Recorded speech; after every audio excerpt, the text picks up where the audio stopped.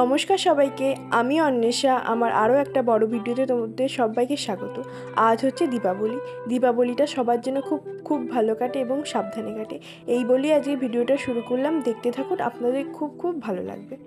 সকালবেলাতে স্নান টান করে চলে গেছিলাম ছাদে চুলটা একটু শুকনো করা। দিন তো সাত দেখে নেবে প্যান্ডেলে দেখছিলাম কত কি কদ্দূর হলো। আর এবারে তো বেলপাতার মালা পাওয়াই যাচ্ছিল। বাবা তো গেছিলো মালা টালা কিনতে, বাট সবের মালা পাওয়া গেল, বেলপাতার মালাটা তো লাস্ট মোমেন্টে আর পাওয়া যায়নি। সেটা ঘরেই বানানো হয়েছিল। এবারে একা তো এত বড় মালা করা সম্ভব নয়, তাই আমি আর বড় মাত্র এখানে মালা কাটতে বসে পড়েছিলাম। প্রথমে তো হোম হওয়ার জন্য বড় বড় 28টা মা বললো ভালো ভালো বেলপাতা বেছে রাখতে। সেগুলোই তো একটা পেথেতে বেছে রাখলে মেয়ের থেকে নিয়ে পুজোও হবে। তারপরে তো একটা ঠাকুরের জন্য বড় করে মালা গেঁথে নিলাম।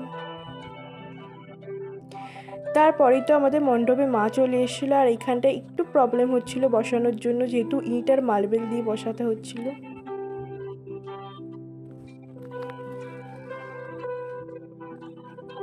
পরে যদিও সমস্যার সমাধান হয়ে গেছিলো। আর কালী পুজো তো বম ফাটানো ছাড়া ইনকমপ্লিট। আমি এত বড় হয়ে যাওয়া সত্ত্বেও প্রত্যেক বছর কিন্তু বম ফাটাই।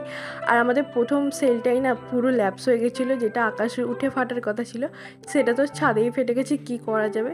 দেন যা যা বম ছিল সেগুলি তো একটা একটা করে আস্তে আস্তে সকলে মিলে ফাটাচ্ছিলাম।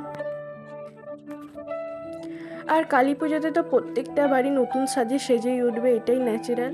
আমার এই ব্যাপারটা খুব ভালো লাগে। যেখানগুলো অন্যদিন লাইট জ্বলে না সেই জায়গাগুলো তো পুরো প্রদীপের আলো, টুনি লাইট সব কিছুতে তো ভরে ওঠে, খুব খুব সুন্দর লাগে। এখানে তো সবাই বম ফাটাচ্ছিল।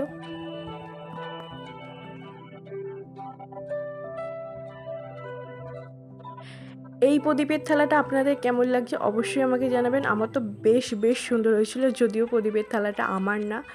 আর কালী পুজোতে বাড়ির ছাদে মোমবাতি জ্বালাবো না, এটা তো হতেই পারে না। দিন তো সন্ধ্যাবেলা সন্ধ্যে হতেই ঠাকুরমশাইও চলে এসেছিলো। আর এখানে তো পুজোও শুরু হয়ে গেছিলো। তোমাদেরকে একটু প্যান্ডেলটা ঘুরে দেখাচ্ছিলাম, দেখো।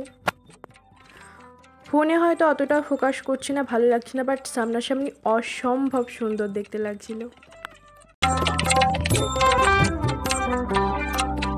ঠাকুরমশাই আসার পরেই তো ঠাকুরকে প্রত্যেকটা মালা পরপর করে পরিয়ে নিয়েছিল, মানে সব কিছু জোগাড় করে নিয়ে পুজোটা তারপর শুরু হবে। চলুন এবছরের কালী পুজোটা এইটুকু ভিডিওর মাধ্যমে শেয়ার করলাম। কেমন হয়েছে জানিও, ভালো লাগলে লাইক করে দিও। আর এর মিনি ব্লগটা অলরেডি চ্যানেলে আপলোড আছে। বাই।